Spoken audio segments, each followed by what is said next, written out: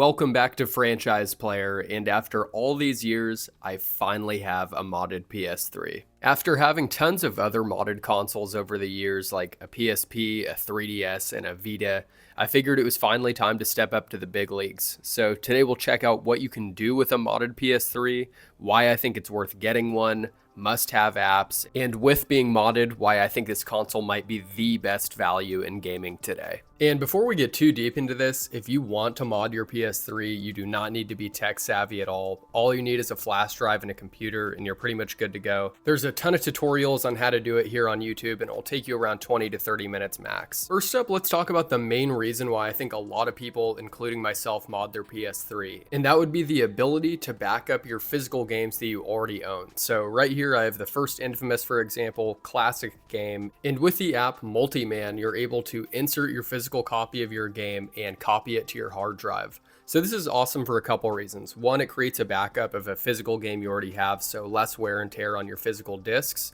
And then two, it's also good for your PS3 because you're not going to be, putting that laser in OT mode, right? It's not going to be working overtime reading these discs because year after year, these consoles are getting older and older and more wear and tear on that laser, on the console, on the media itself. So this is a great way to kind of give your PS3 maybe a bit longer of a life, and of course your physical games as well. Right here's a prime example of why backing up the games is such a nice ability. Right here I have NCAA Basketball 10, and I don't know if you can see it or if it's picking up too well on camera, but there's a crack in the middle of the disc, and I really don't want to mess around with this too much or damage it further.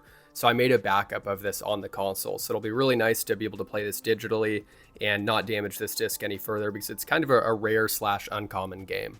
Another must-have app, in my opinion, for a modded PS3 would be Webman. Webman is fantastic because it allows you to customize some features on your PS3 that otherwise wouldn't be possible if you had a stock console on original firmware. One of my favorite parts right here is the ability to adjust your fan speed. So I chose a manual setting of 30. I think when you originally install this, it has it at a 35 fan speed, which was a little loud for my liking, so I dropped it down to 30. But a really cool feature that, like I said, you otherwise couldn't have on a original firmware PS3, and another feature that I think can possibly extend your PS3's life over time. Once you select the fan setting that you want, you're able to hit save right at the bottom of the screen, and then your console will restart. And then once it restarts, your fan will automatically be at that speed, which is super convenient. If you do end up wanting to mod your PS3, I highly recommend doing some research first. So in this video, I'm using my Super Slim as an example, and unfortunately, my PS3 Super Slim is not eligible to have true custom firmware. So I'm running something called HEN, which is the homebrew enabler. So it's a homebrew enabled PS3. If you want a true custom firmware PS3, I'm pretty sure all of the original fat models are eligible, and then the original Slim, I'm pretty sure a majority of those can have true CFW on there. So if you want true custom firmware, or if you're just cool with HEN, then hey, HEN works on any PS3 console, but definitely do your research, see which one's a better fit for you. To my knowledge, HEN has pretty much everything you would want or need compared to custom firmware, so I don't think there's a huge difference, but hey, if you think I'm tripping, comment down below if there is a big difference. As for the must-have apps, there's a few, in my opinion, that I think are pretty much mandatory to have if you have a modded PS3. The first one here is Multiman, which we've already looked at a little bit earlier in the video. In the amount of settings and customization in this app, absolutely insane. It almost seems like you have endless options for settings, customization. You also have FTP, which is really cool. I haven't messed around with that much yet, but that allows you to basically transfer files maybe from a computer directly to your PS3. I know download speeds can be a little slow, so I know a lot of people end up going the FTP route. One app that a lot of people are going to love is PKGI, and if you have had a modded PS Vita in the past, you'll be pretty familiar with what this is. I won't go too in the weeds on it. Do your research and you'll probably be happy with what you find. And last but not least, another app that I think is pretty much necessary to have would be Webman.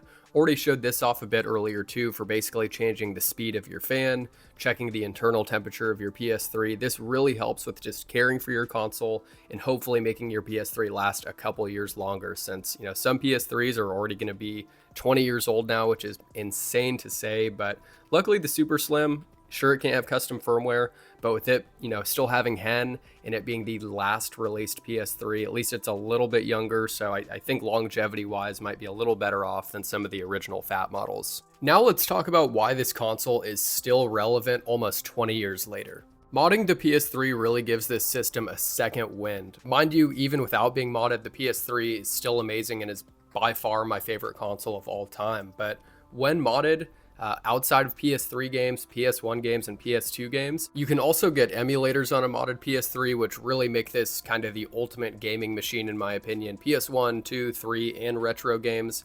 Outside of that, the PS3 is still a multimedia beast. It can play CDs, DVDs, Blu-rays, obviously physical PS3 games. It's insane what this console can do so many years later. And another crazy thing is the amount of PS3 games that are still trapped on the console, right? Metal Gear Solid 4, the MotorStorm series, Resistance. There's a ton of PlayStation exclusives that haven't left this console for some reason. A ton have gotten remastered or ported over, but a ton of classics on here that are still only on the PS3, which I think is a huge reason why so many people are still playing the PS3 today. Another cool thing about the PS3, if you're getting the itch to kind of revisit some older games maybe that you grew up with, or maybe some games you never got the chance to play, a lot of PS3 games you can actually still play online.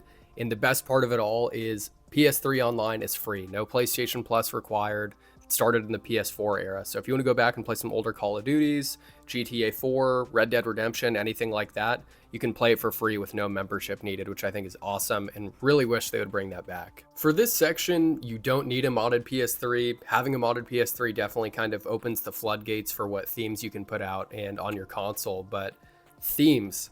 Dang, PS3 themes were incredible. PS4 had some good ones too, but a lot of newer consoles like the PS5 or the Switch have these super bland UIs, and in my opinion, the XMB with a nice theme is pretty hard to beat. I had a handful of themes on here from, back in the day whenever I downloaded them, probably like 10 plus years ago. Like this one right here, I think is like a 10 years of the PlayStation Store theme. Has a handful of PS4 games on there, but I think it looks really cool. Mind you, it's not the craziest theme in the world, but it was just a great way to customize your PS3 and really make it feel like your own. Like I said, with modern consoles, they're kind of bland and everything just feels the same. Like this Last of Us one I have right here is pretty sick.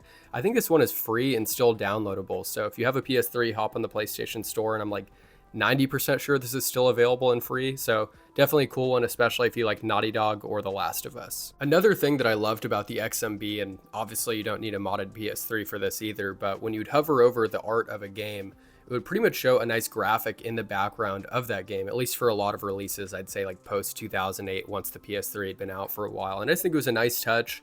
Once again, kind of made you feel a little more excited for the game, seeing some cool artwork in the back. I know some newer consoles do this, but I think the way it looked on the X-Cross media bar is pretty hard to beat and super nostalgic, and even looks really nice today. If you have a PS3 laying around somewhere, or hey, even if you have one out and about and you still play it on a pretty regular basis and you're kind of maybe getting a little bored of it, or you think it's getting a little stale, I definitely think it's worth at least exploring the option of modding it, whether that's true custom firmware or hen on models that can only run hen. It really gives the console a second wind. I love the PS3. Like I said earlier, it's my favorite console of all time. And this has definitely kind of spiced things up a bit, where I feel like I have some new things to explore with the console outside of the amazing library of games. Probably the best part of this all, in my opinion, other than the ability to back up games or play backups of your games, is the ability that gives you to basically extend the life of your PS3. These consoles are getting older.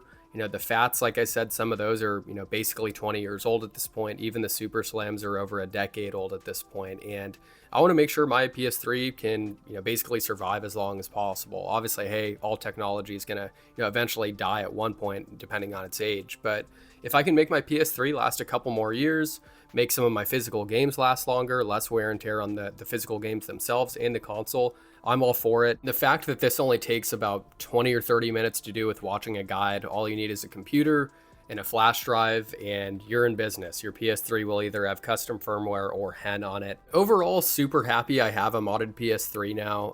I will say, I didn't touch on this throughout the video, but I would highly recommend, especially if you plan on backing up a lot of your physical games or downloading some, is having a large hard drive. So my Super Slim has 500 gigs in it. For me, that's going to be more than enough, but I know a lot of people end up going the route of hooking up an external hard drive or a USB that's basically loaded up with backups. So that's one thing to keep in mind, is you definitely want to make sure that you have a lot of storage. But yeah, that'll pretty much do it for today's video. Let me know what you think of the PS3, and if you have any game recommendations on the PS3, let me know. I'm super down to check them out. Always open to trying out some new games. But as usual, appreciate you guys for watching, and we'll catch you soon with another video.